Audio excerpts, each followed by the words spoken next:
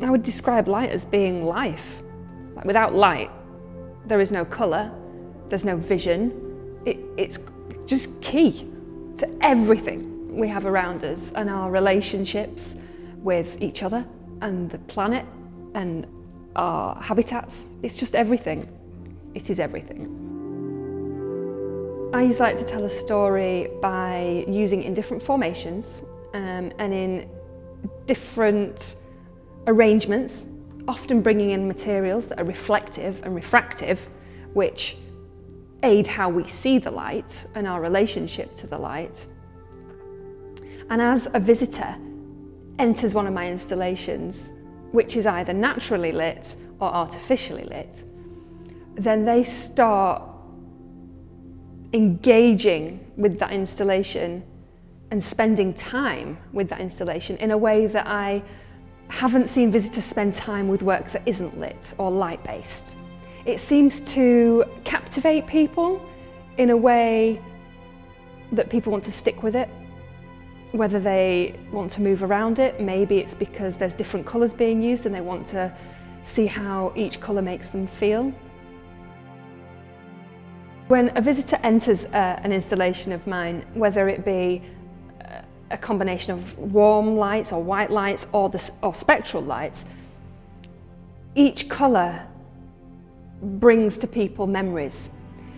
Just like smells or sounds trigger memories for us, I think colour does the same, or coloured light does the same.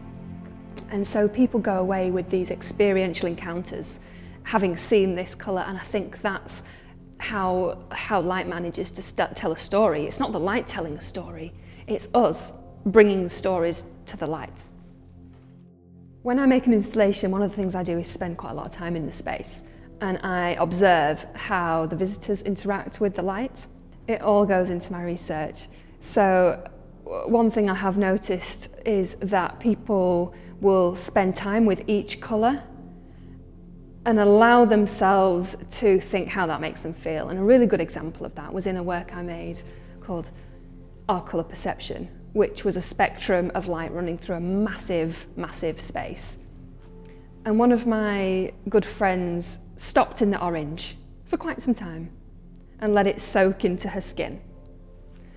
And she said it was amazing because for a second she was taken right back to the 70s, to her grandmother's flat, where she could smell the burnt toast and she could hear exactly what was on the radio. But it was that exact orange that was painted or papered onto her grandmother's walls. This is the power of colour. This is how it can completely transform people and their emotions.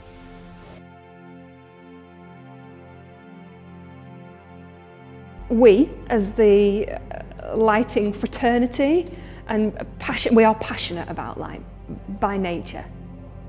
That's why we do what we do. But there's so many people who don't seem to care about light. But people just don't consider light. It's not a consideration. People will spend thousands and thousands of pounds on sofas, log burning stoves, carpets, and then light is like just a last minute thought. And that's why I guess as an artist and other people as lighting designers almost have to trailblaze and somehow try and implant this idea in people's minds that it needs to be a first consideration. For me, it's the start of everything, and everything else builds out from around that. But it just comes back to that idea that light is at the core of everything. I think when I've made installations using light, I'm almost putting a magnifying glass to the source, and I'm kind of directing people, look closer at me.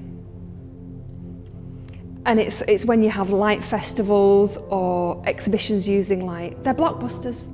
People love them. It almost reminds people how important light is, but I think it's because it's being used in different ways, and maybe it's being used in a palette that they wouldn't use in their homes. And I think people find it really inspiring.